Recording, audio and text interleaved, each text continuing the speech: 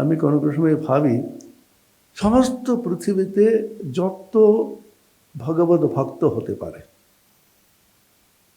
95% ভগবত ভক্ত সকলেই বিশ্ব সভা একটা করে ঠিক করে আমরা কালকে থেকে ভগবানকে মানব না, ঠাকুরকে ভোগ দেবো না, না খেয়ে মরতে হবে ওনাকে।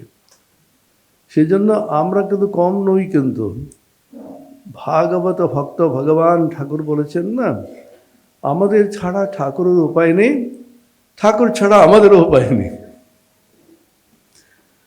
সেই জন্য বেদান্তে বলছে জীব জগতের ঈশ্বর,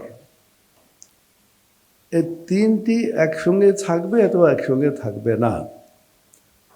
আমরা জীব হিসাবে থাকবো আর জগৎ চলে যাবে, তা হতে পারে না। সেজন্য আমরা জীব হিসাবে থেকে ভগবানের যে উপাসনা না করি, তাহলে ভগবানের যে বৈশিষ্ট্য কী রইল?